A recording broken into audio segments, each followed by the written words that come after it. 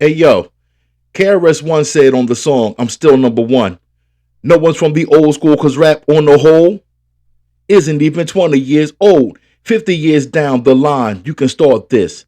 Cause we'll be the old school artists. He said that in 1988.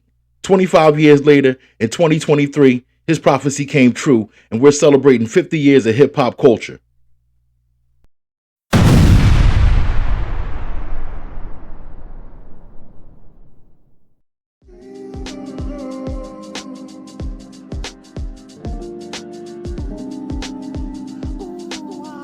I wanted to end the year off with a quick rundown of the first 50 years of hip hop from my perspective.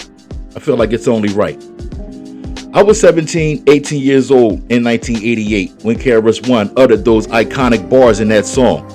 See, I was born in 1971, so although I was a baby in 1973 when Kool Herc had that party on Sedgwick that supposedly is the starting point of hip hop, but I was old enough by the late 70s to remember just about everything from that point on about the evolution of our culture.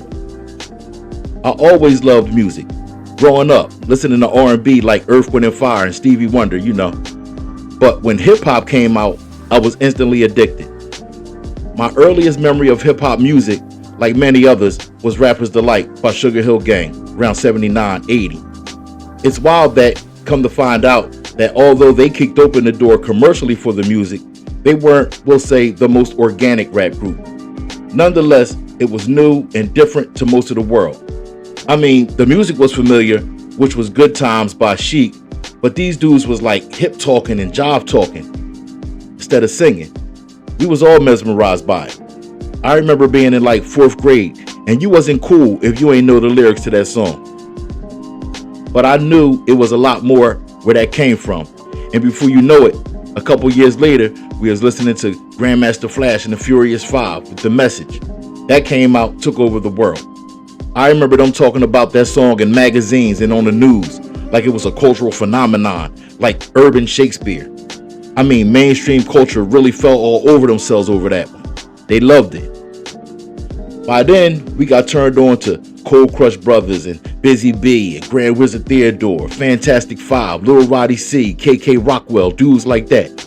We learned about them from the first, and in my opinion, the best hip-hop movie that ever came out, Wild Styles. That's required viewing if you call yourself in the hip-hop culture, by the way. You gotta see that. Then, another big moment for hip-hop, believe it or not, was the movie Flashdance. They had a scene where I learned who turned out to be the Rocksteady crew.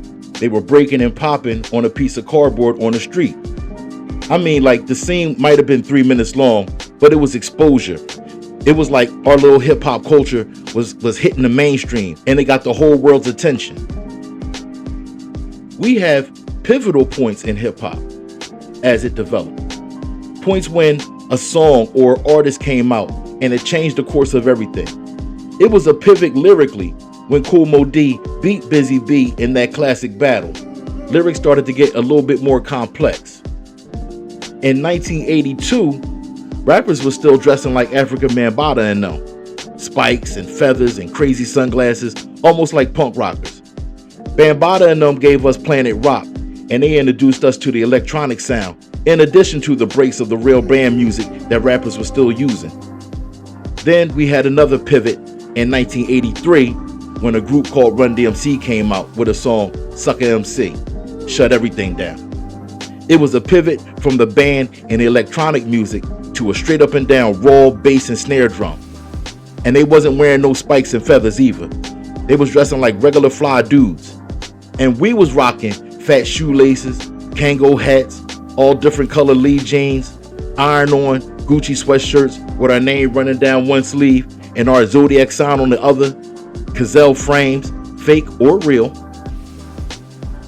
B Street and Breaking came out in 1984 and it was further spreading the hip-hop virus. They may have been a little corny, but they did hip-hop justice. We had our first major hip-hop tour with the Swash Wash Fresh Festival. We had UTFO, Roxanne, you know, Houdini and them. I went to the one at the Spectrum in Philly. My pop took me and my cousin. I still got the ticket stub, my word. We got introduced to LL Cool J in '85 through the movie Crush Groove and the song I Need a Beat. He's still doing his thing to this day. By 1986, it was like something new was coming out every week. Like new artists, different styles, different songs. We got Kool G Rap in 86. Hip hop was still an underground subculture, but it was getting more and more recognized, although not always respected. I remember reading an article featuring the famous jazz musician Wynton Marsalis, where he opined that hip hop was a fad and that it won't be around 15 years from now. Well, that was like 1986. Oprah been hating on hip hop for just about as long. We wasn't getting no love on the radio in the daytime, but we had WHAT in Philly with Lady B. She was holding us down on weekends. Pivot points came again in 1987 when we got KRS-One and Rakim. We got Poetry in South Bronx and Eric B. for president, respectively. They changed the pen game. They raised the bar lyrically. Although they came out with Yo Bum Rush the Show in 1987, Public Enemy wouldn't become a pivotal group until about 88, when It Takes a Nation of Millions to Hold Us Back came out. That was the beginning of the Black consciousness movement in hip-hop, and it is regarded as the beginning of the golden era of hip-hop.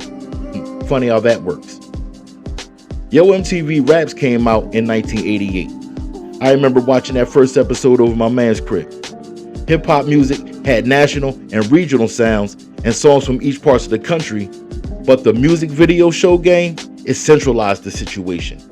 It took everything national and international. We was rocking. We had so many different sounds and styles. Yo, by that point, going into 89, we had everything from Kwame with the polka dots to the native tongue movement with the Jungle Brothers and Tribe and De La Soul, Queen Latifah and them. You had MC Hammer, you had Gang Starr, you had Eazy-E and NWA and them. Whatever your taste was, there was a style of hip-hop music out there for you. On the street, you had people wearing everything from baseball jerseys to dashikis. But no matter what, everybody had like a black African medallion or some type of beads on, something red, black, and green related. B-boying and breaking, sadly, it started fading for some reason. But I was still seeing dope pieces getting thrown up on the graffiti side, especially in North Philly. Things came to a head in 1989 when Jazzy Jeff and the Fresh Prince won the first rap Grammy. However, the disrespect by the establishment still existed because although Jeff and them won the Grammy, they didn't want to televise them receiving it, which is why they boycotted it. I understand why some rappers didn't want nothing to do with the Grammys 50th anniversary of hip hop show recently. For real, that's why I didn't like when Kanye West interrupted Taylor Swift getting the Grammy that year. Nigga, you supposed to be hip hop. You supposed to know we don't care what they think or who they want to give awards to. But I digress. That was the ascension, the ride up. But naturally, everything that goes up will come down if standards aren't put in place and maintained. We got Wu-Tang, Nas, Big, Jeru the Damager in 93, that was on the East Coast. On the West Coast, we got Dre and Snoop and Corrupt and the Dog Pound and them. Incredible music. Jigga and them came through, but then it started becoming more about beefing and talking that street shit. People started rating MCs by how much money they make. We lost Pac and Big within 6 months of each other in late 96 to early 97. By the 2000s, respectively, we were sliding downhill fast.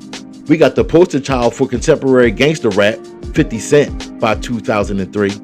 He was leading the pack and further setting the standard for glorifying criminal activity. Yet, the last 20 years or so has been plagued by a lot of rappers talking about selling dope and shooting people. It was like something took over the music and the artists and the new rules that dictate you promote criminal activity. In the 2000s, we got MF Doom, who was really a refugee from the 90s. We got Tyler the Creator and his squad. But for every one of those, we got a thug or a gangster.